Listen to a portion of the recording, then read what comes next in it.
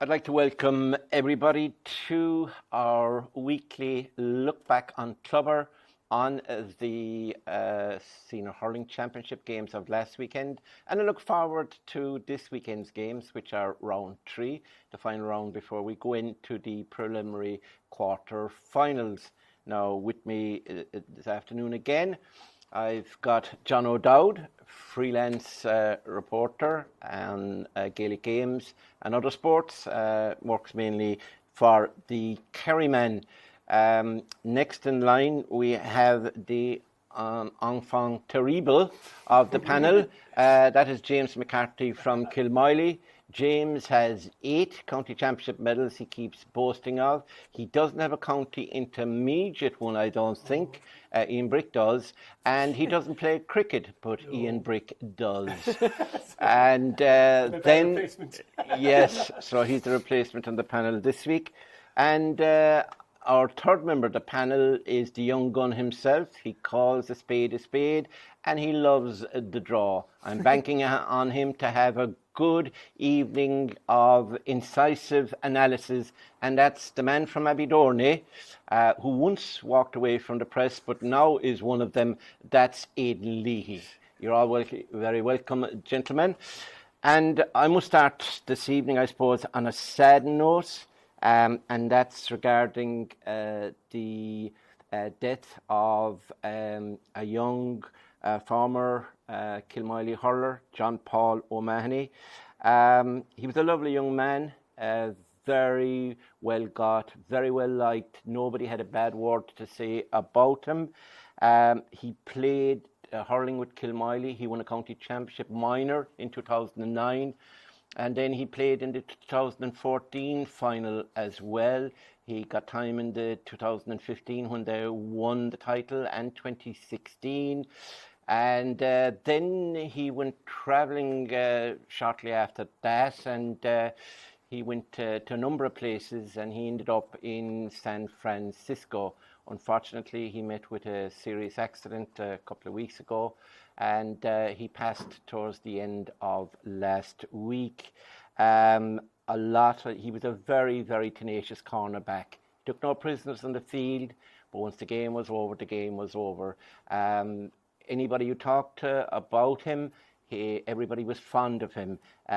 He was just somebody described him today as just a wonderful young man, and he proved that even after he passing, because he donated his organs, and that would prolong life for somebody else. So a special young man, and he'd be severely missed by everybody. And he is actually going to church on Friday evening, and he'd been interned, buried on Saturday. So I suppose all we can do here on Clubber is sympathise with the family, with all his comrades. He played with Coleman Savage, with the Fistells, Paddy O'Connor, all those lads back in the day, Sean Dowling, and they're all very sad now to be saying goodbye to their great friend.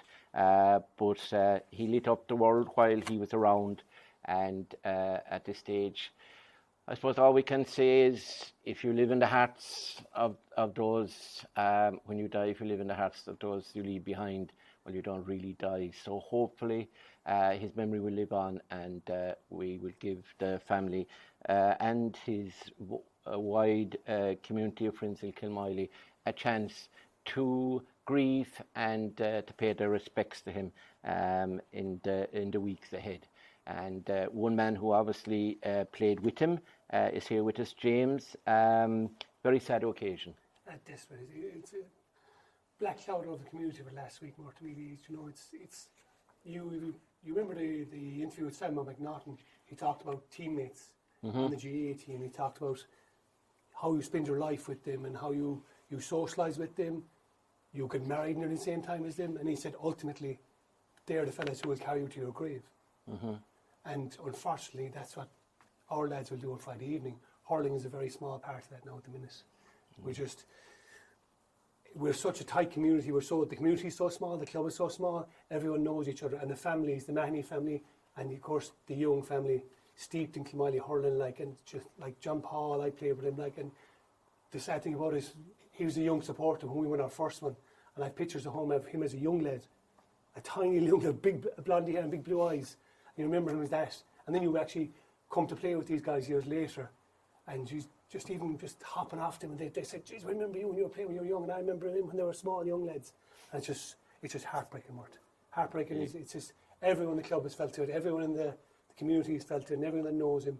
Really, our hearts are broken, like for the whole family, the Youngs and the Mahonys. We send them all our best, and we won't leave them on their own. That's our community. We'll stick together, and we'll be there for them when there'll be long months ahead.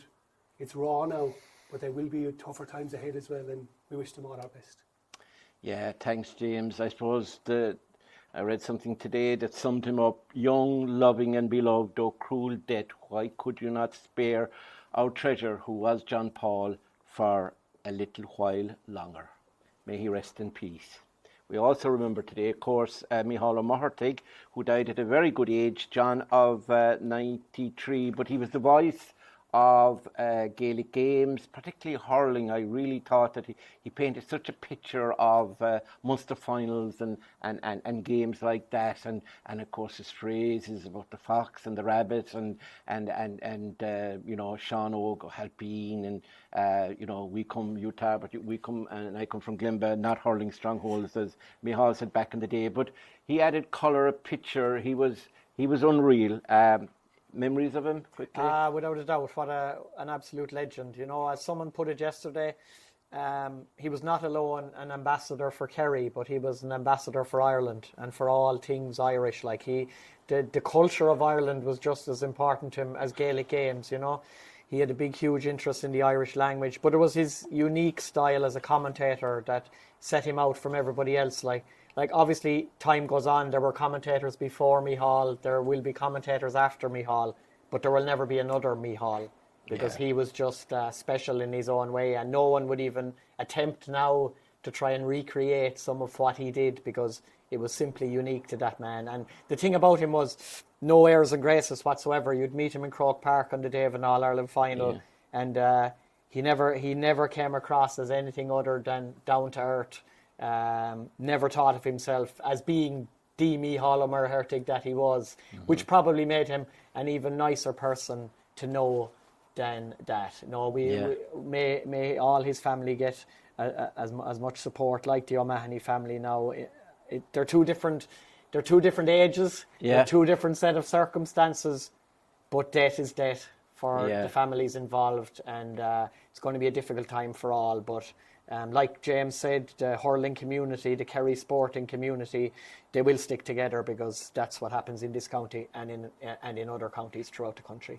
Yeah, thanks, John. Aidan, you were, I'd say, talking, I think, yesterday about your grandfather who passed away recently as well, and obviously all we pass on our sympathy to all your family and etc. But he would be a man who probably would have followed hurling and with both Micheál O'Hare, I suppose, and Micheál O'Mahony.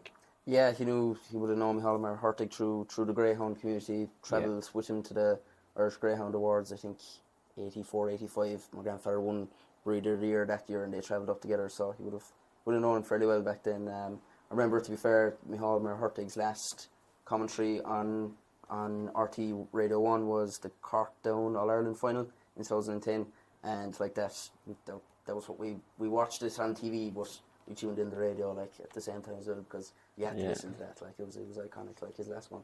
Absolutely, yeah. Great words there. So now we turn to the action, and we'll start with the game on Friday night in the Senior Hurling Championship, and we will look back at Ballyheigue, who met Dr. Crokes. It was Dr. Crokes' first game in the championship this year, and the final score was. In possession. Here's Phelan O'Sullivan. 2 points he registered last week. Played excellently into the big target man, Eric Walsh. Eric lays it off, and a great chance from the corner for this. On the charge, Willie Allen coming towards him. What'll Phelan do? Pops it off to Michael Lean. Michael Lean will try from 40 metres. Will he get his first score of the full forward line? Here's Philip Lucid. Philip Lucid being marked by James Murphy. Pops off to Guerin. Nathan Guerin's on the run. Can he score? Should score. Nathan Guerin goes for goal. Good save. Batted out by Diarmuid Quirk. Could have been a tap over point for Guerin. Went for goal, Mort. Great stop, Diarmuid Quirk. Yeah, Michael Linehan does the rest. Yeah.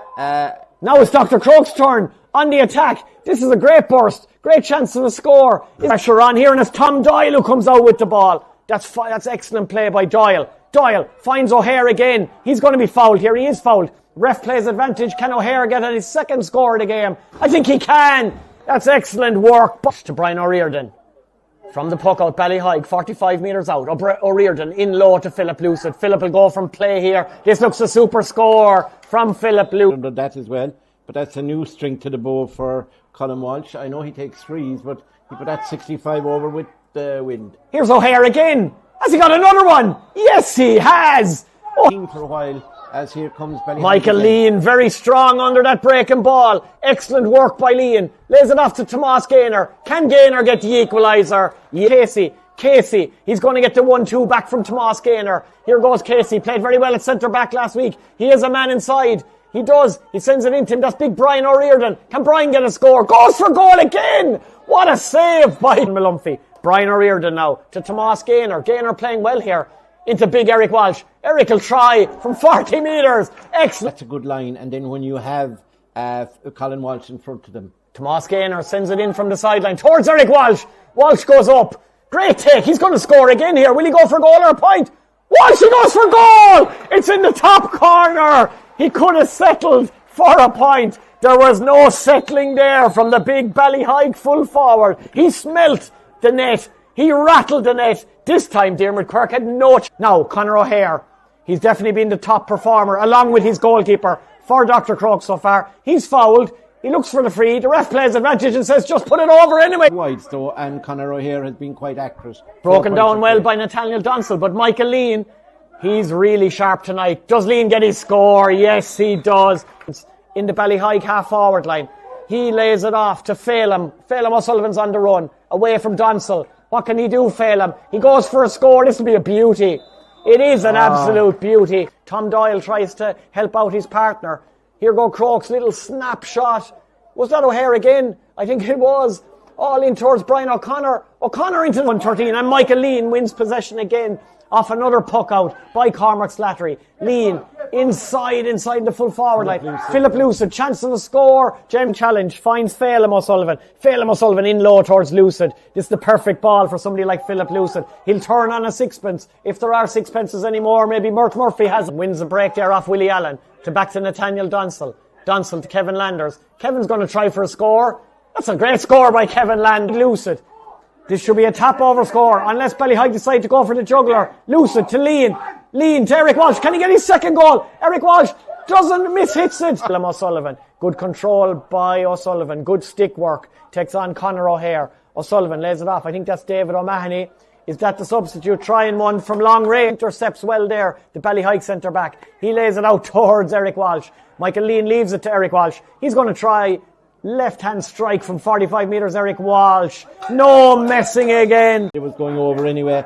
Michael Lean there straight away to Phelan O'Sullivan again. This could be another score for Phelan. It is another. Is in possession again. He's fouled. Sends it in long though to Lucid. Lucid's away this time from Mark O'Connor. Will he go for goal? Lays it off to Guerin. Nathan Guerin, he'll bury this surely. Over the bar. Nathan in towards Padraig Kenny. Kenny gets his first touch. Nice play. Good play by excellent call Casey. That's great work by the sub. Casey goes through, slithers it low across the goal. Must be. Philip Lucid must be. Is a goal at Mort, but Donsell has done very well. Here's Tom Doyle taking on Cathal Casey. Good work by Doyle. He's fouled. The ref will play advantage. This would be a wonderful individual score if Tom Doyle could. Ballyheigue 226, Dr. Crokes 016. A respectable total there from Crokes, and that means Ballyheigue are finished in that group now, and they're going to top the group on 4 points. John, Ballyheigue and Crokes.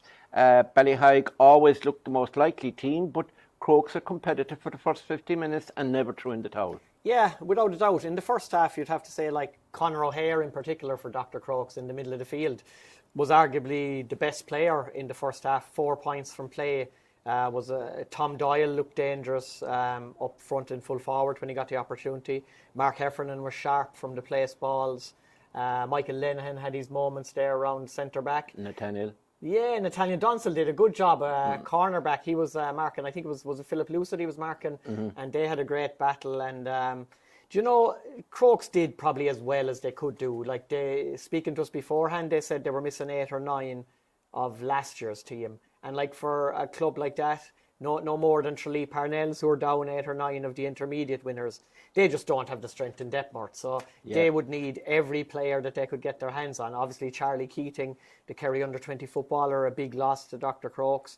So from their point of view, you know, they did as well as they possibly could. For Ballyheigue then, it was obviously a question of carrying the momentum from the victory over Kilmoyley and building on it, because they only scored 5 points from play against Kilmoyley that night. So even though it was a great win, they knew there was huge areas of improvement. And I know you can say the opposition obviously wasn't as good as Kilmoyley the last night, but they did score 2 goals and 22 points from play the last night. And there are fellas gaining in confidence and proving to be huge influences within their team.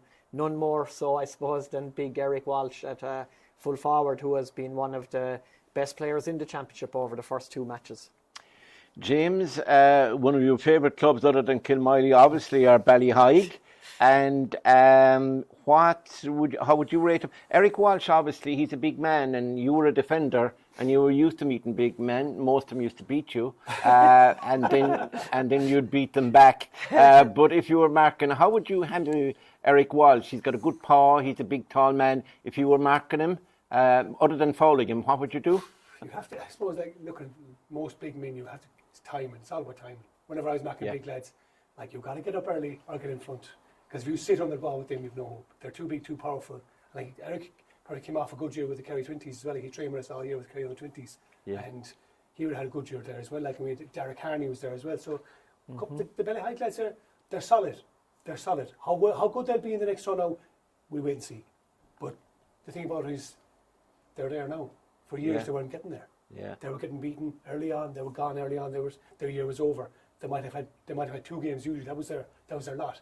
Now there's confidence, and there is players coming. Ballyheigue underage, I see what they've done. You can see it coming along. You see it with their cool camps, because I do a lot of cool camps during the summer, and I see young lads. You watch all these young lads. You look at all the clubs, and you can see, Jesus, they're going to be new power base. They really are. I can see what's coming underage. They have a huge amount of players coming. Yeah. Not a tour like Ballyduff. The 2 of them, they just have so many players coming through. Can they keep them? You can see Ballyduff's panel last weekend, 40. Poor Causeway and Kilmoyley were down to the last 20s. Ballyduff had 40. And there's probably another 40 they left go at home. So it really does come down to a numbers game. And Ballyheigue have those numbers, and they will come through with good players. They could be a force.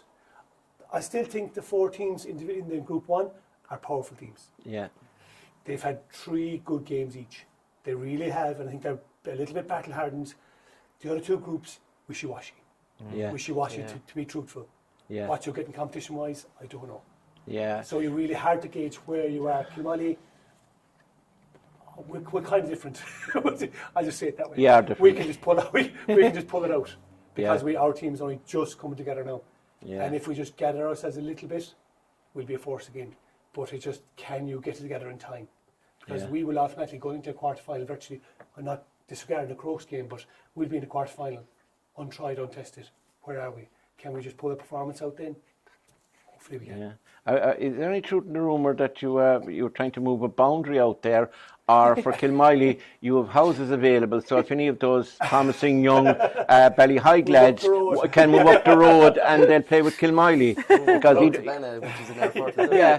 you don't have that isn't Kilmoyley parish. Hang on, they're trying to cut our parish in half again. Because you don't have do you have a minor team on your own? Not in a long time. We have last year, but like who are you in with? Crotta, no? Oh Christ, whoever take us in. That's the way it is. We've had numerous teams the last couple of years, and you know, it's hard. Yeah. It's hard. Like I even said I go into the local national school, doing a bit of work with the kids, and there's probably 7 or 8 lads in a class, and I say to them, you must all be senior hurlers.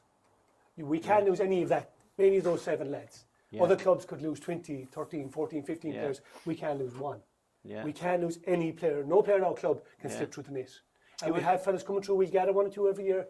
I can see it in our underage structure. We're going to get 3 or 4 every year. Do we get a Collins? Do we get another Ronan Welsh? We do produce them like that. Do we get another Shane Brick? We do produce those lads. Yeah. And we need to keep doing that. For a man with 4 daughters, you're brave to say you're going in. Well, your contribution to best on Kilmiley, both well, the Camogie is coming on, yeah. Camogies. Killard are flying. Another fella, We'd like to fella. congratulate them. They won the Fela Shield Division 5 at the weekend, so fair play to them. It's great support. Yeah, it was brilliant for them, so at least you're making some contribution to Kilmiley. Aidan, very quickly, we got to wrap up this first game. Ballyheigue, have they impressed you? And Crokes, 16 points. Is a reasonable total, you know. I mean, to win you a lot of games, but obviously they conceded too much, and that was their problem in defence and numbers again, as James was talking about. Yeah, to be fair, when you look at as we look at later Parnells on Sunday, like it's not easy for those clubs. Like when they're playing the North Kerry clubs, which are, you know, steeped in tradition and stuff in the championship. They're like that. Eric Walsh definitely a threat. He's going to cause a lot of problems for defences going forward. The only thing is they're probably not going to be able to get the ball into them that easily, and that's kind of how you beat Ballyheigue. Really, is put the pressure on outside, stop the ball going in, and they're going to find it hard to pick up the scores they got. Yeah. Okay. So Crokes are playing Kilmiley now tomorrow evening, and we'll be previewing that later on at the end of this preview and review. So Ballyheigue on top of the group, going well, and all's well with Ballyheigue, although there's one member of our panel who doesn't think so. Anyway, we'll move swiftly along to Group A or Group 1. It's A, it's certain places, it's 1 in other places, but it's the 4-team group, and we had 2 good games here on Saturday night. Ballyduff played Causeway, and they won that by a goal, 217 to 117. So we'll do that one next. Puck out by Stephen Murphy, and it's going to fall the way of Dan Goggin. Dan got 5 points from play last week against Crotta, and off he goes on a run. Dan Goggin looking to open the scoring here, and Dan Goggin has. Absolutely great. Interesting to see who can come away with the ball. Ballyduff fighting to try and clear their lines, but Causeway forward sticking to the task and putting serious pressure on here. A foot goes in from Dan Goggin. Jack Sullivan tries to get it up, he couldn't. It's Colm Harty now who gets the ball into his hand. Harty has a look across. Can he find anything? Can he find the target? Wow. Oh, that's a superb shot. And yeah, down from the goals over the left hand side and over the bar while Kavanagh was trying to hook him, so it's a great score. That was a great puck out there, well taken by Dylan Moriarty. He's given it to Evan Boyle. Evan Boyle is looking for his first score. The trip, says the referee. Neil Mangan has the ball. He looks inside here. It's Jack Goulding inside there, 1-on-1 with Sean Sheehan. Goulding has it in his hand. He goes for goal and he's found it. A great ball in. It is 1-on-1. Goulding, like last week, is starting off to an absolute fire. Cash it turns onto his right hand side, and the thing about it is, go low. 3 points down. Luke Rochford coming out here to collect the free from Kyle O'Connor. He's given it to Jack Sullivan, who is free as a bird. And Jack Sullivan, parish rivalry here between Causeway and Ballyduff, and there's Hurley's being flung in on Joe Diggins there, and he's handed it out to Dan Goggin. Dan Goggin with a strike that is going to go between the posts. Looking crossfield, Luke Rochford is all on his own. Tommy Barrett is way off him. Rochford with a chance to send it over the bar for Ballyduff, and he does so. Absolutely brilliant. Yeah. Oh, Jack Sullivan is going to win the break here. The puck out not going to Keith Carmody, and this is going to go over the bar from Jack Sullivan. Great score. And the puck out taken quickly to Daniel Carroll there. Got through the challenge, and the ball is sent up the line here now. And Jack Goulding has it in the hand here. He's lost his marker. Bangs it across. Chance for Luke Rochford for the goal. Oh, what a finish!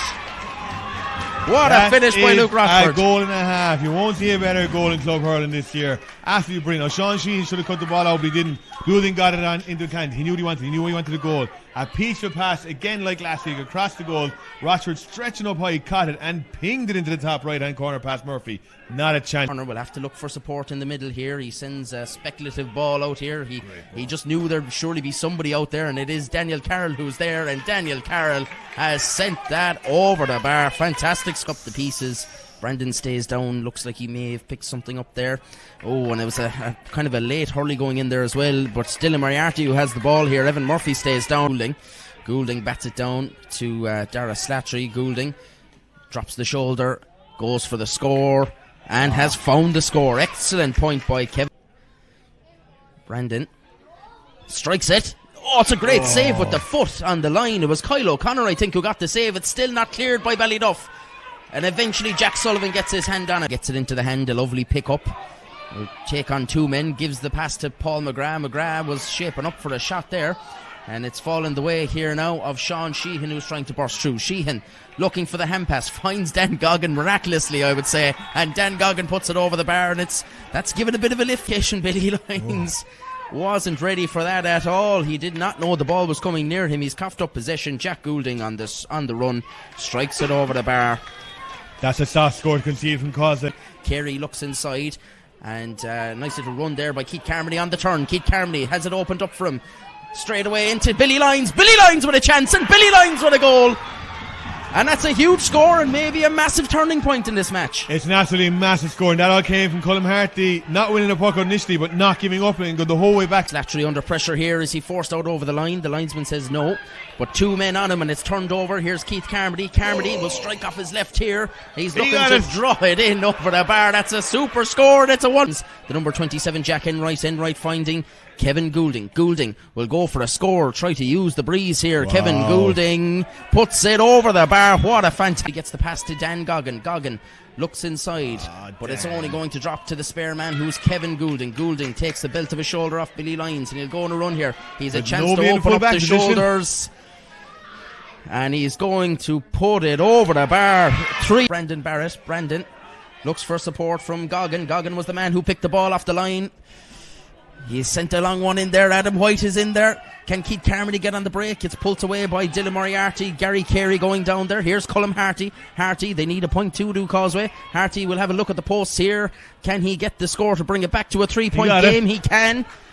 Important shot by Brandon Barrett from a penalty. Long ball dropping in here. It's still there, but Ballyduff come away with it. Dylan Moriarty has it in his hand, and the referee blows the whistle. Ballyduff booked their place more or less in the quarterfinals of the Kerry County Championship with that victory. It's 2 from 2 for the men from Ballyduff. I suppose the best game of the championship at the weekend so far was the game between Ballyduff and Causeway. 217 to 117, I think it was. 2-9 to 9 points at half time, John. And Causeway are like a mash unit. They've nothing left. John Mike was on the bench the last night. Gerline came on, but of course they're without Gavin Dooley as well as the earlier ones that they were missing out on. So they're really, I won't say scraping the barrel, but they really are down to the vamps really, and they're still eking out, getting very close. They're having to win. They're getting very close, and then the Duffers go from playing very well like they did in the first half, then allowing a team back into it and getting over the line. But you'd have to say the Goulding brothers were outstanding. What was your reading of that game? A little bit like the first weekend. Like you say, with Ballyduff, as they did against Ardfert in the first match, started off really well, as if they were going to burn the opposition apart. Then went through a big lull, then ended up only leading by a point or two coming down the stretch and having to eke it out. But of course, winning games like that probably gives you more self-belief and more self-confidence than if they had won by 10 or 12 points. And then you look at Causeway, who are like St. Brendan's, who we'll be discussing in the next game. They both have lost 2 matches, but they won't be in any way, I would think, demoralised or disillusioned, because there were signs in both matches from both teams that they can still have a huge impact in the championship when it gets to the knockout stages.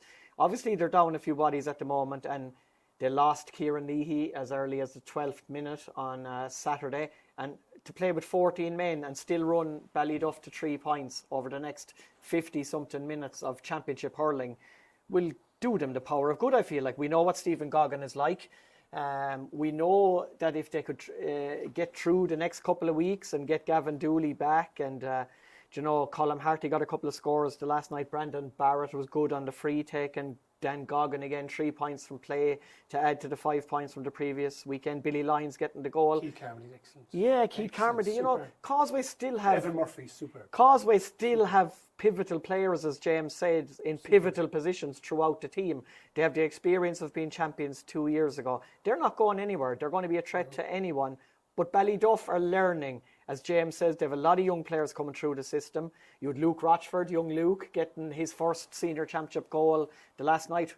What will that do for him going forward? Jack Goulding, of course, is a huge asset. I think he's 1 goal and 13 points in 2 games now.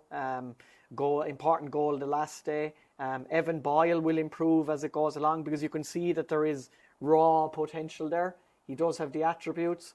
And like, obviously that's all without Podge and Mikey, and you can be damn sure they will be back when it comes to the knockout stages.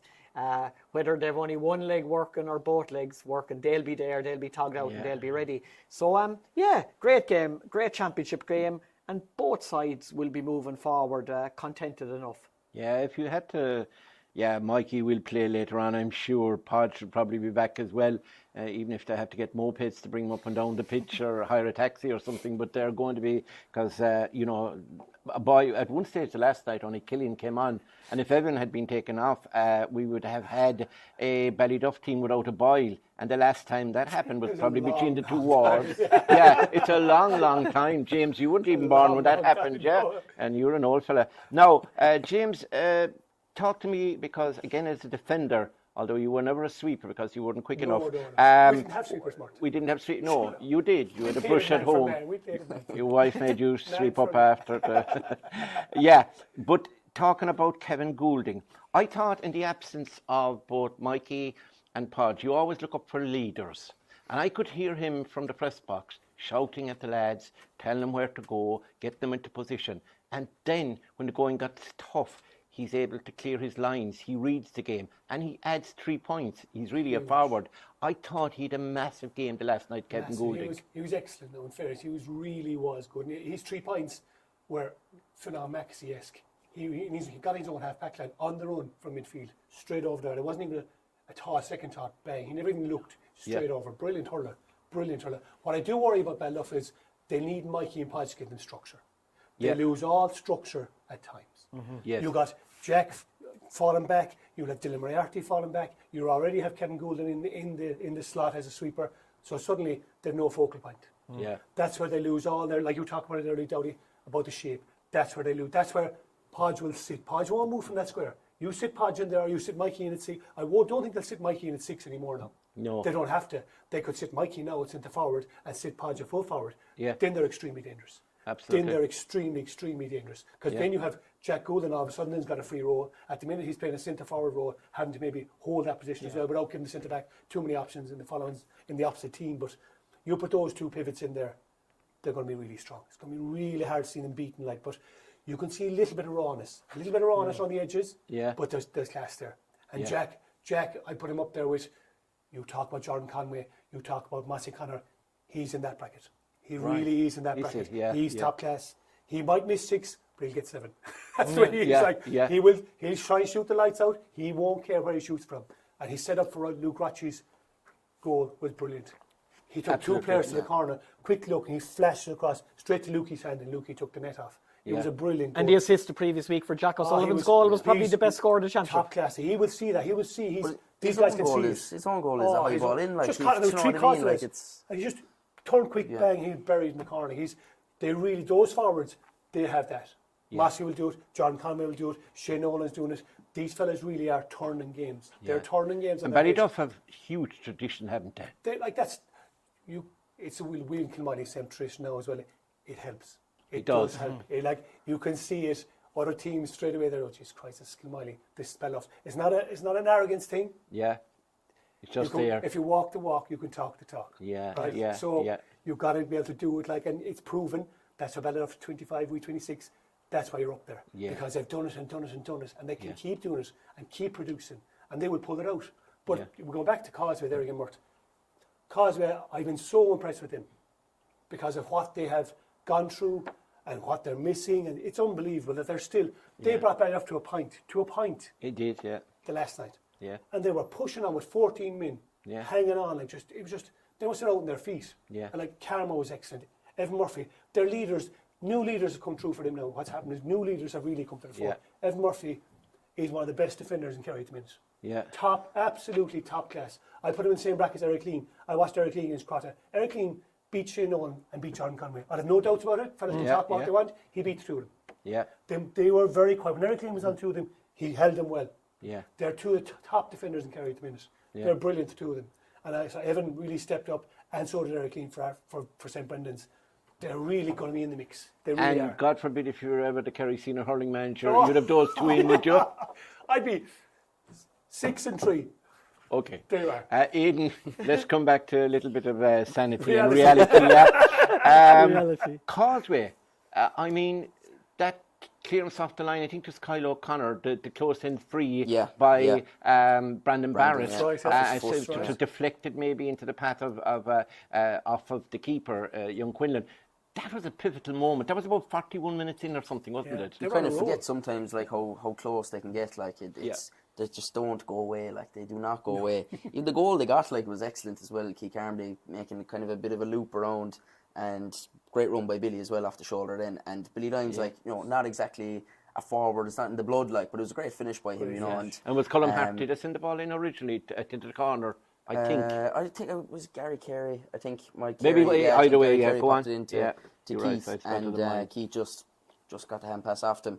But they are still going to be very dangerous. They're going to be going into that preliminary quarter final and coming out of it, and they're not a team you'll want to be facing in quarter final because hopefully for them they will be getting one of Gavin or someone back anyway. Anthony Feely, they're hoping he's going to make the quarter final. So. They're going to be really dangerous as well, and like that Ballyduff are only going to get stronger because the mistakes they're making, they're not probably going to make that many of them when Mikey's on the pitch, because Mikey just doesn't let you make mistakes when he's on the pitch. If Mikey didn't catch a ball, he'd still make a massive impact just on his presence on the pitch and getting in fellas' ears and making sure they don't make the mistakes. On Mikey, it's very noteworthy that he is now a water boy. I never thought I'd see the day that Mikey'd be a water boy. You would say that here now because he's not here. Because he's not here, the former boxing champion. I'm not prepared to take him on. Tell him that. No, and he doesn't watch this, so we're fine. But Mikey he's always back with the defence. He was on this side of the pitch in Austin Stack Park, and he was talking to Kevin and talking to the defenders, and he'd go in with water and give. So despite the fact that he's injured and not playing, I believe he still has an influence, as James says. And he has a word in, and when he talks in the dressing room, not taking away from Barry and the lads, I'm sure he gives. Well, you've no choice but to listen to him really, because his voice is going to be probably the loudest once he does start shouting inside there. But he's a huge leader on the pitch. He's probably one of those iconic fellas in Kerry hurling when it comes to leading a team on the pitch. Absolutely, So everybody enjoyed the Ballyduff Causeway game, and from the panel it seems that both Ballyduff and Causeway are heading into the quarterfinals, whether it's by the direct route or the indirect route, and Aidan and Abbeydorney are waiting and wondering and would not exactly be fancying their chances against Causeway or Ballyduff, and that comes from Aidan's mouth himself. Now, into the second game on Saturday night, that was Crotta, the county champions, and despite the crossfield ball, and it's picked up here by the number 10 Cormac White. White gives it into Jordan Conway, and Conway with his first effort on goal, and Jordan Conway sends this one over the bar. What a great score. There's 3 or 4 out-foot men there, but it is Cormac White who comes away with it, sends it inside to Declan Donoghue. Donoghue has plenty of pace if he can get a run here. He has gotten a run on McDonough, and Declan O'Donoghue has put that over the bar. Now, both sides actually going to be delighted that I know St. Brendan's conceded the score, but they made him earn it, like we were saying before, and no. As the short puck out is not working out here for Crotta, or for St. Brendan, should I say. Crotta nipping in, and Tomas O'Connor has made them pay. He's put it over the bar. He has to go around the houses a small bit, eventually finds the number 21, Mikey Davis. Here goes Davis off on the run. Davis strikes it and puts it over the bar. Excellent score to Mikey Davis. Davis with 1 score already to his name. He's under pressure though, and Killian Trent turns him over, and Rory Mahoney now with the ball on the hurley. Mahoney will try to look to take on his own score, will he? Flicks it into the middle here to Killian Trent. Killian Trent puts it over the bar. And here is Killian Trent again. Trent pops a pass into the corner here to James Sheehan. Sheehan has Gary O'Riordan for company.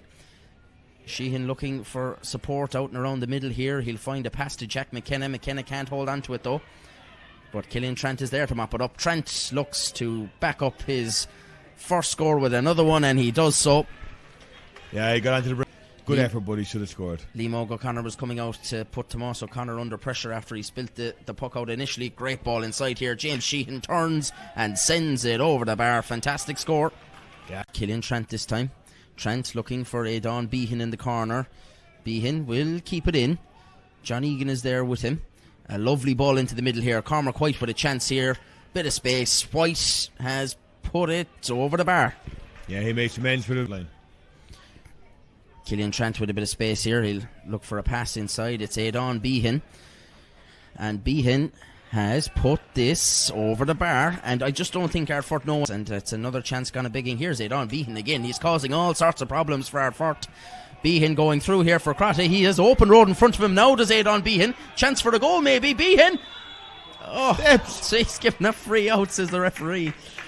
Over carrying Conway in a bit of space, but it's actually Shane Nolan who's going to come there first. Nolan has a look and has support in the middle, does give it to Dara Donoghue. Donoghue has all the space and time in the world, and Donoghue will put it over the bar. He's lucky he put that one over because he's now marking him, Aidan Behan. Great ball. Great ball, but again, just not into the hand. This time Fanon does have it. Didn't get it the first time, got it the second time, and sends it between the posts, and that is a very, very for young Gary O'Riordan. Long ball sent forward. Fanon Egan is under it, as is Liam O'Connor. Two very young players as well up there, leading the line, and Liam O'G turns it over. Has the support off the shoulder of Fanon Egan. Egan, this will be huge if it can just creep in over the bar. It will creep in over the bar. Dahi Griffin. Dahi has moved off Jordan and has moved up the field. Good ball in here to Fanon Egan. Can't get it into the hand that time. Maybe the greasy conditions telling. Tomas O'Connor can't deal with him. Fanon has it in the hand. He look across the field here. Bit of space. Great ball. Aidan Ferris has it first time. Ferris to Liam O'Connor. Liam O'Connor! What a finish! By Darrow O'Donoghue, and it's going to be picked up here by who else but Rory Mahoney. Sweeping away again. Rory gives a bit of a dummy and bounces it off the ground. Still going, Rory Mahoney. This will be an incredible score if he can put it over. And he has done. That's for the highlight reel from St. Brendan versus Crotta O'Neill. Fantastic. Rory Mahoney, absolutely. And Trent who mops it up. Trent sending it forward. Aidan Behan is all on his own here. Behan will have a look at the post here off his left. Aidan Behan this time has found the target. Yeah, and I'm not sure. They turned St. Brendan's over, but here is Shawnee Brosnan. Brosnan didn't start, came on as a sub in the first half. His effort is going to go over the bar, and that's huge for his confidence. Yeah, just going off the shoulder. And that is Shawnee Brosnan again. Gives it to Liam O'Connor. O'Connor with a shovel pass into the middle here now, and it's Gary O'Riordan. Riordan will look to put this over the bar, and it's back to a 2-point game. And you can hear ways across there. Lovely tap down there to Gary Riordan. Riordan with a bit of space and time. Takes the 1-2. Riordan will go for the shot. Gary Riordan has put it over the bar for his second of the match. Has a runner in front of him. It is Declan O'Donoghue, but Trent goes himself. This time gives it to Declan. Declan has a bit of space there. That's fantastic by Dahi Griffin. It's back to Trent though. Trent will look for a bit of space. Gives it to Shawnee McElligott. McElligott well able to pick up a score, and he has. Yeah, great score by McElligott. Onto that. Egan plays it into the middle here to his son Fanon. Fanon with a long range effort is going over the bar. Tried to bat it on the ground, keeps it going. He gets outnumbered eventually, still going in there. The two McKenna brothers force the turnover, and now it's with Gavin Parker. Parker, 2 added minutes on the board here. Parker with a shot that has gone over the bar. Great. This game, this puck out is taken by Aidan Ferris. He can't catch it again though. Lovely hand pass inside. Fanon Egan gives the 1-2. Aidan Ferris. What a chance this is for a goal. And he's going to give a penalty, says the referee. Well, we are going to have some late drama here after all. Minute of the original 2. Egan. Oh, it's a great save by Adam O'Sullivan. Unbelievable save. Fantastic save. But they can take a lot out of these opening 2 games. Yeah, they can, of course. Look, halfway through the first half last week, you would have really worried about. Now, Crotta O'Neill's, as I was saying, 0-19 and St. Brendan's 1-12. This was a tight game. There was a penalty save. You'd say Nolan limping off at some stage, whether it was precautionary or whatever. And as James was saying earlier, you had the likes of Eric Lean and Dahi Griffin playing so well at the back. Liam O'Connor getting a point, coming of age. And Fanon Egan showing that he's still, you know, this young gun coming up, and the dad. And I suppose the other thing we've got to discuss on that game, and maybe when we come to James again, as he has 8 county championship medals, we'll discuss that with him, is the fact that Aidan Behan, he should have 9 and 10, but the ones he lost we're not going to mention.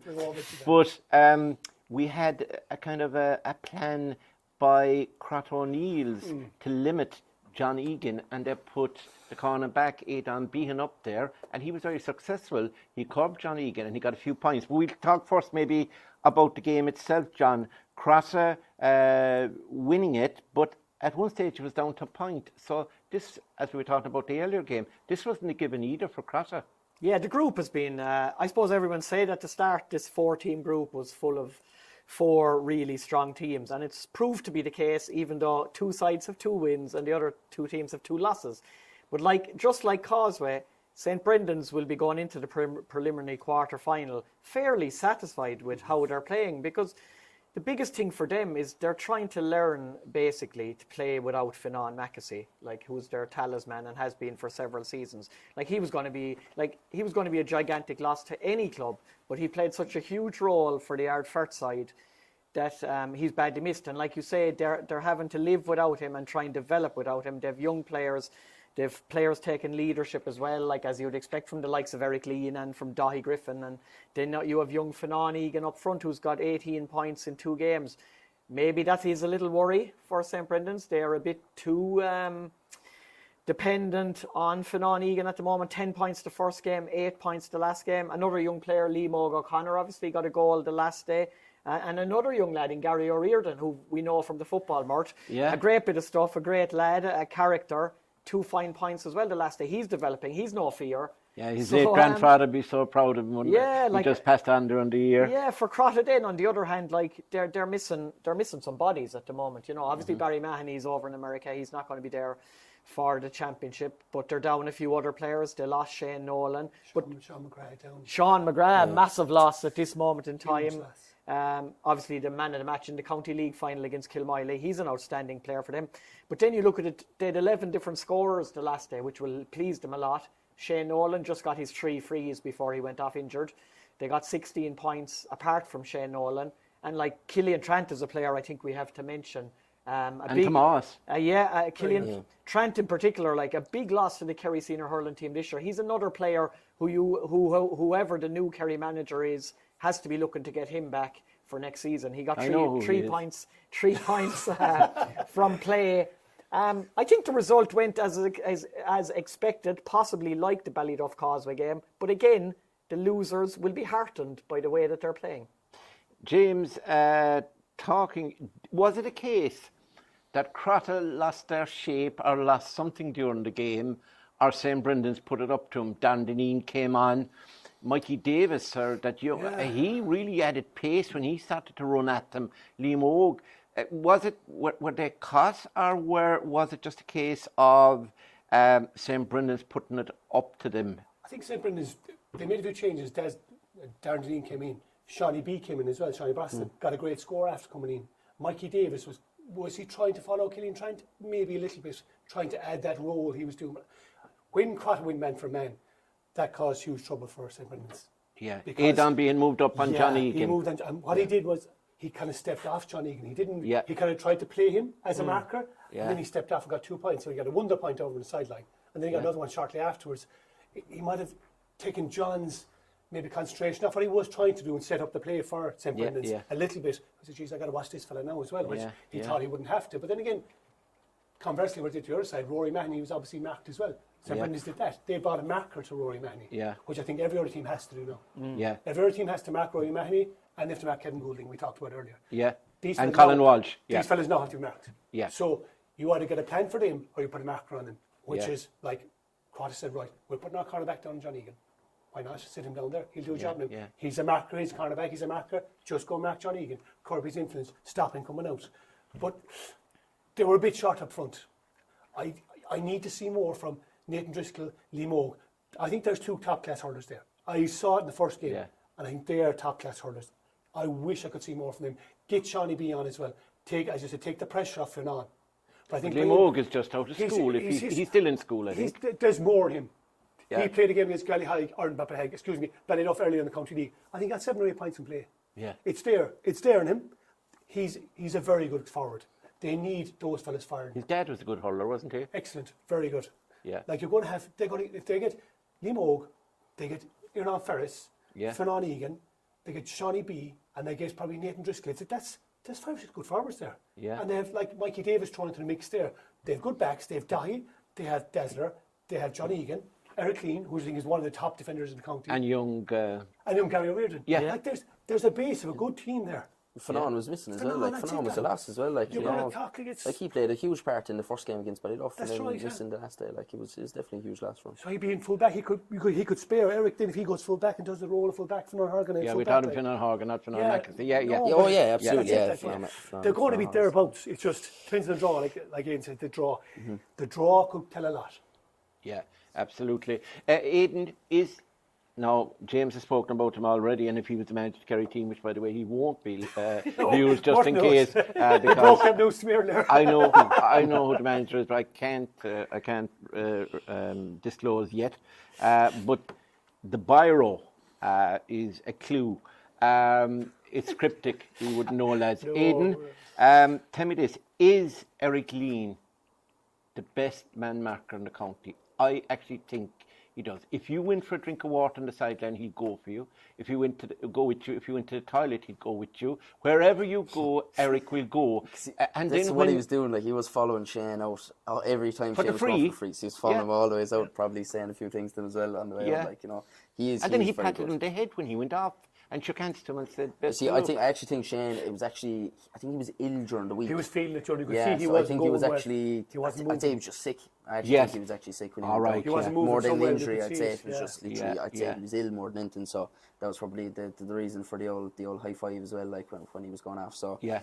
but yeah, Eric is brilliant. He's the rock of that defence for Ardfort, and like that captain as well. Like you know, and he's a real leader for them. And yeah, hopefully we see him a few more times like that.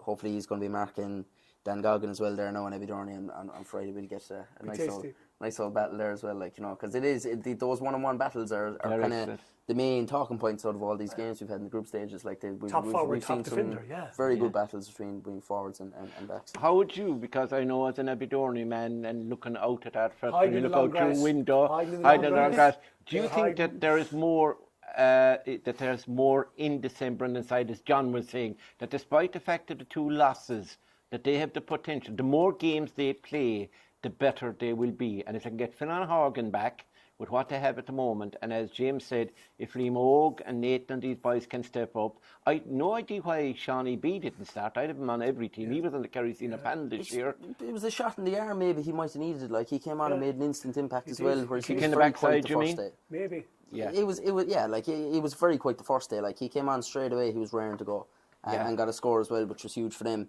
Yeah, like the only thing is with a young team like that, there's a bit of 2 or 3 fellas playing well one day, 2 or 3 fellas not. Those 2 or 3 fellas playing well the next day, the other 2 or 3 not. Happens, yeah. You know that's probably the way it is, and like that, it could take them another couple of years to get that well of experience up. But I think they'll be fairly happy. Like that, the start of the year, there was probably a bit of despair over obviously losing Fanon and everything like that, and going into what they thought was going to be a really hard year. But they should be very positive with those 2 games anyway. And no matter where they finish up at the championship, like I don't think it's all doom and gloom for them. So that's the action on Saturday night. It was quite exciting, good games, and nobody's writing off either Crotta, St. Brendan's, or Ballyduff or Causeway either. That Group A was called the Group of Death. It could well be the Group of Success.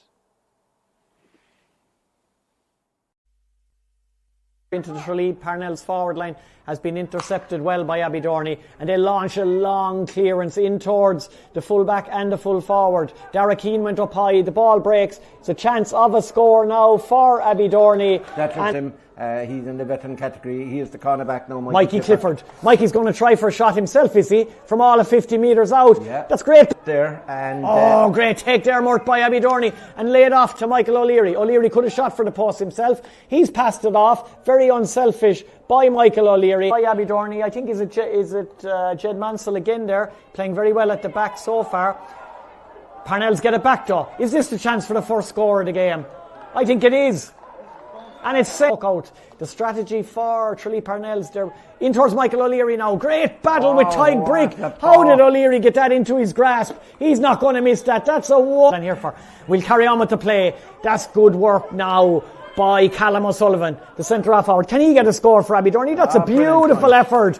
An excellent score. Time here with this move in towards Michael O'Leary. It'll go over his head. Oisin Mansell is there on the burst. Takes off. This is wonderful from Mansell. Goes for goal. Good save by Pip Gilsonan. Mansell save by Pip. Pip Gilsonan. Good clearance to Dara Maloney. Dara Maloney lays it off. Chance for a score. John Sherman, the man from Leahy. This would be a super score. I think he's got it too, John. Tralee Parnells 4 points. Long puck out in towards David Egan. Egan, he's going to get away this time from Rory Ryan. Can he get his first score? David Egan from a tight angle, I think he can. As we move and the slitter's thrown in by the referee, Chris Maguire. Second half is on. Abbeydorney straight away on the attack. And a chance of a score almost immediately from the throw-in. And a great score. This has immediately gone to 12. They are totally dominant now. Here goes Daniel O'Leary up the right-hand side of the field. O'Leary in towards the keeper. Is that drifted just over? Abbeydorney. Oisin Mansell now. Mansell, low ball in towards David Egan. They're trying to find Egan a lot more. He's a lot more prominent in this half than he was in the first half, even though he did get a score before half time. This is Egan again. This is a great score. No, they show no mercy. I know I live outside among them, and you'll be looking to get your lunch or one of them stealing a piece of chicken or a few spuds.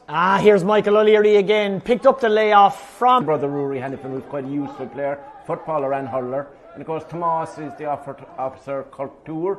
Now Oisin O'Brien, can he get the first score of the second half for Parnells? And don't note what Abbeydorney have done. Good pass by Jack Sheehan. In comes one of the substitutes, lays it off to Oisin Mansell. Oisin Mansell in, chance of a goal. It is a goal. It's put into the back of the net. Great goal. I think Oisin Mansell set it up. The number 23, the substitute, was also involved. Mansell with the assist. And it's the number 13. It's actually David Egan. No, he's not. Ball.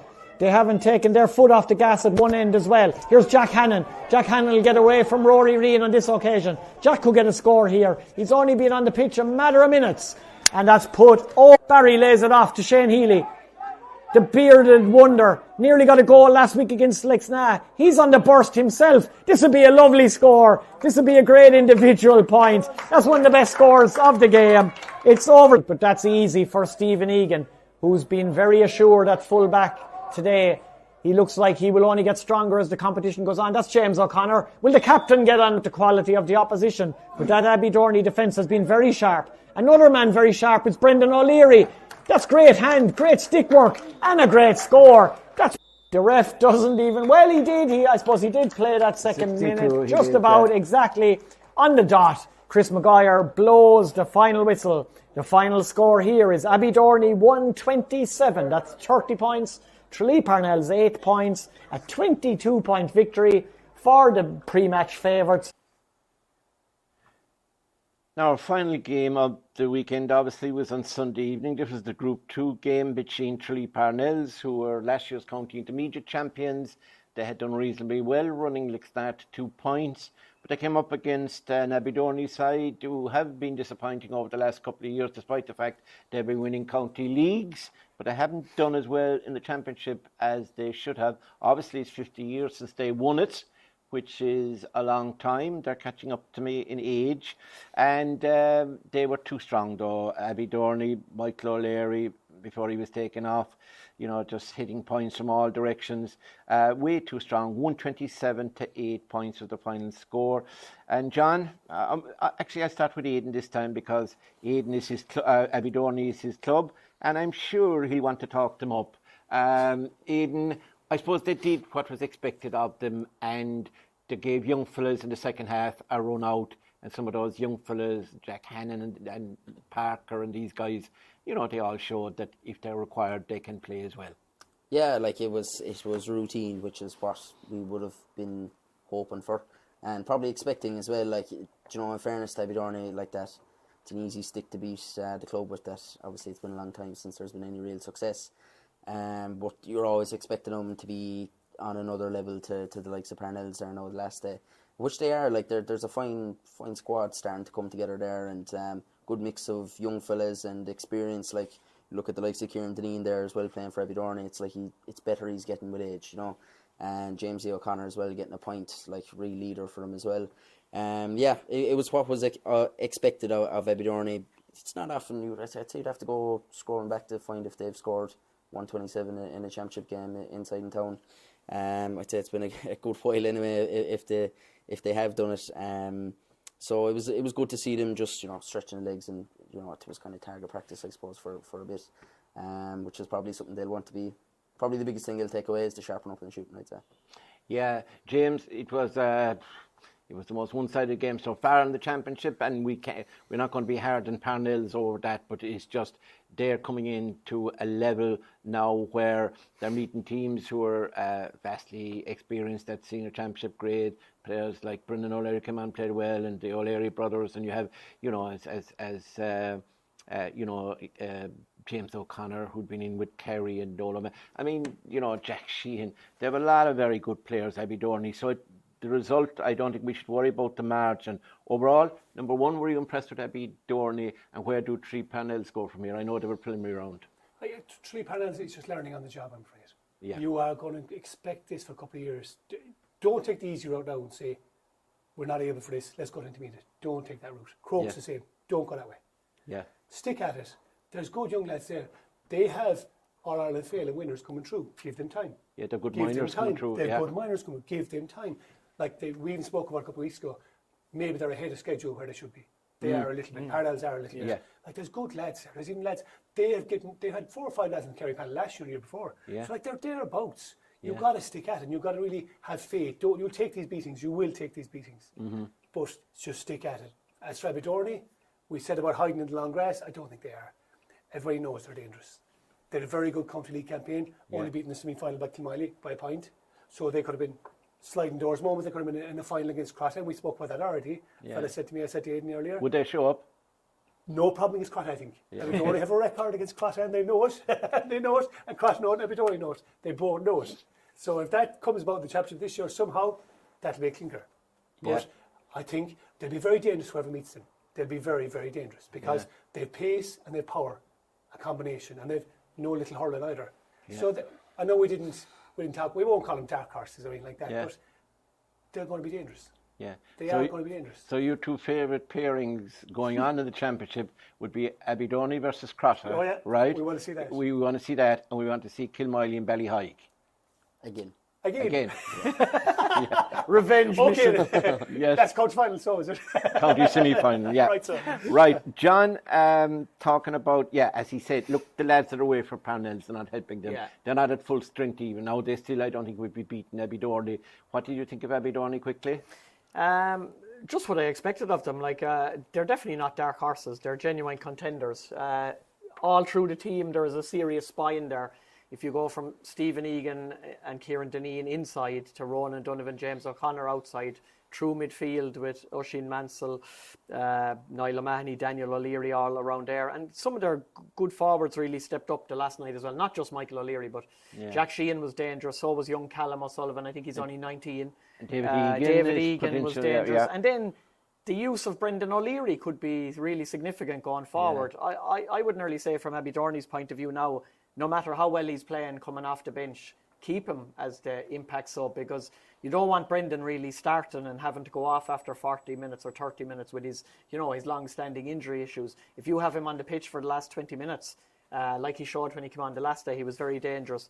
For Parnells, I think the main thing they'll take out of the game is the injury worries over Oisin O'Brien and the sweeper himself, Gerard O'Doherty, because they're their two main scorers. Pip is not injured though. Pip is not injured. Did you see him coming out the field? He thought he went to burst the pace. Yeah. And then he needed oxygen to get back into goals. But for the preliminary quarterfinals, they'll be really dependent on Gerard O'Doherty and Oisin O'Brien getting back. I suppose one thing we didn't really mention so far was going into these preliminary quarterfinals, and no disrespect to either Dr. Crokes or Tralee Parnells, will it be an advantage for Causeway and St. Brendan's going forward that they'll get a fourth game? Yeah, in fact. I won't say a week off, but virtually you're still tipping over, you're playing a game, but you're not pushed to the limit. Yeah. A little bit. That could happen. So Abbeydorney, the panel thinks, and that's despite Aidan, not having an opinion on this. The panel suggested Abbeydorney are dark horses, that they're waiting in the long grass. You'd want the grass very long now to hide from Leahy, wouldn't you? The whole lot of them. By the way, I want to apologise. I want to apologise to the boys and Aidan. I said that their dad passed this year. He actually passed last September. I just realised that after I had said it. But yeah, a huge loss to that family, and it's lovely to see the lads back playing hurling again. Now we're going to move to the preview of this weekend's game, and we'll just go through the games in the order that they've been played. And John, I'll just go to you for the first one. I won't ask James. Obviously, we put this game in context. It's now changed to Thursday night in Lewis Road at 7:30. And it's the Group 3 game between Kilmoyley and Dr. Crokes. Kilmoyley need to win it, obviously, to go directly in to the quarterfinals, and anything other than a Kilmoyley win would be a shock. Yeah, obviously there's more important issues than hurling at the moment in the Kilmoyley and Leahy areas. You know, they have bigger things on their mind this weekend, but it's good to get the game out of the way on Thursday and leave things free for the weekend for the more important issues. Kilmoyley will win the game. They'll want to put in a performance. They should have Paddy O'Connor and Daniel Collins back, you would expect, after missing the last game. Even though they were missing bodies against Ballyheigue, Kilmoyley are never happy when they lose. John Myler is never happy when a team of his loses. They'll be out to put in a performance and get themselves ready for the quarterfinals. They will win. They will win probably easily, and Dr. Crokes will get through the fixture and be thinking of putting in their best performance of the season in the preliminaries. Yeah, and I suppose, James, just briefly on that, Kilmoyley probably won't be at full strength because of the situation. Some of the lads who went to America to be with their fallen friend probably won't play, but they'll still have resources enough to win this one. We should have enough, in fairness. Yeah. We won't just play it down. We should win this game. Yeah. And we want to see, can we improve a good bit from where we were? Because Ballyheigue performance was not at the races at all. Yeah. That was not where we've been for the last number of years, and nowhere near what you need to be. So I think we'll win it. But yeah. Aidan, you go along with that, wouldn't you? Yeah. Look, I'd say it'll be fairly. Look, Crokes playing at home as well in their own pitch. It's something for them to. I suppose it's a moment for them. You know, hosting a Kerry Senior Championship game at home as well. So there's that side for Crokes. But I'd say Kilmoyley should be like that. Kilmoyley will have that bit of extra motivation too. Like, you know, they'll want to do it for John Paul as well. Right, we have two games on Friday night, and they're both obviously in Group A, our Group 1. And here in the Austin Stack Park, which is immaculate as usual by Tim Daly, fair play to him. He's done a great job. And at 7 o'clock here, we have Crotta O'Neill's and Ballyduff. And this could be a game of mind games where neither want to show their hand. If they have any injuries or little things, they're not going to. Although winning the group does carry a little bit of an advantage. Maybe with Kilmoyley coming up on the blind side as a runner-up, you might end up meeting them or whatever, or a Causeway or a St. Brendan. So at the end, well, they couldn't beat them in the next round, obviously. So look, they could meet Abbeydorney, of course. So Crotta and Ballyduff, how do you see that going? It might well be an appetizer to a main course that'll happen later on in the championship. So like you say, this mightn't be the only meeting of Ballyduff and Crotta in this year's championship if things go according to plan for both sides. And they're obviously both genuine contenders to go all the way. Like you say, it might be a bit of a phony war on Friday night, both teams through who will really want to top the group. Maybe they'll both like to put down a bit of a marker without risking any players that are doubtful at the same time. I think 50-50 on it, but I think Crotta might nick it. I think Crotta are just playing at the moment. They're just playing what's in front of them with the confidence of being county champions. I don't think they're going to be kind of trying to taper their performances up, down, whatever, sideways. They're just going to try and keep consistently playing at the same level. So that might get them over the line. James, in 2 words, which I know is impossible for you, who'll win between Crotta O'Neill's and Ballyduff? We call Ballyduff. Ballyduff? God, you changed. Aidan, Crotta and Ballyduff. I think Crotta, just because like that, they don't want to they don't want to get off the losing or the winning streak, let's say. And I think by the sounds of Ballyduff might be giving a few fellas a run. So we will see. I think Crotta might. Right. So you want Crotta to win, so you can't meet them in the quarterfinals. They'll top the group. That's all it is. It's obvious. It's very obvious. Now the second game is on in Abbeydorney, which is lovely to see Abbeydorney. Remember back there, was it 2014, 15, sometime around then? 2015. Great final We there. won it. Oh yeah, Kilmiley won it. thought you'd know the that, venue. no. I knew. I thought you'd know that. No, I remember. Was it Tom? Sean Metz was captain. Some guy got a broken leg in a semi-final there, didn't there? Oh, there's Tom Moran got injured. He got a very bad injury that evening. Bad actually. injury. And so did there was A fella from Ballyduff, wasn't it? Yeah, one. Was it O'Carroll? The great Eberson. Oh, great. Yeah, absolutely. You have a great memory for a fellow who's moving on. Causeway and St. Brendan's, James. That's going to be a good one. Like both of them have really. They're cellar dwellers, as we call them. Yeah. Do Causeway want to push themselves in this one? I'm not sure. They've gone through 2 hard games down to the bare bones. They might need to rest a few lads. Yeah. And I think maybe I won't say Third and fourth. I won't say matter. conceded. Yeah. I won't say conceded. Yeah. But they might say, look, hang on. Can we go 3 weekends full whack, bang, bang, bang, and then go into maybe a quarter final with down to Stephen maybe Goggin less bodies. Stephen Goggin will tug it out maybe even. He can take frees. Yeah, of course he can. So I tip St. Brendan's in that one. Right. Only for maybe cause they give me a few lads a break. Yeah, okay. What would you think, Aidan? Draw. Oh, perfect. You see? The third week, and none of them have worked. You sat in the ditch. At this stage, I don't know how you're surviving, because certainly you must have a niche. Causeway and St. Brendan's? I must admit, I was thinking of going for the draw as well. But as soon as but as soon as Aidan has mentioned it, you know it's not going to be a draw. So it's St. Brendan's to nick it. And our final game of the weekend, there's only one game on Saturday now, and that's Abbeydorney versus Lixna. Now, while we look for an opinion from Aidan, he has no say in this one, and he doesn't count. John, Abbeydorney and Lixna. This is for the top of the table. Abbeydorney don't like anyone. Sorry, they don't like Lixna, and Lixna have a lot of injuries. Could we hardly see Shane Conway back in this one? I don't think so, nor Conor O'Keefe either. From talking to Conor the day of the Tralee Parnells game, they were going to give it another couple of weeks, and with this situation, I don't think they'll risk either this weekend. This could be the game of the weekend. It should be a really interesting encounter. Lixna might have won their first game, but they certainly weren't happy with their performance, and you'd have to say that if it wasn't for the introduction of Kelton Malloy and Jamie Galvin, who came up with vital scores down the stretch, they might not have won at all. So I think it's really important, whether they win, lose or draw this weekend, that Lixna put in a much better, improved performance.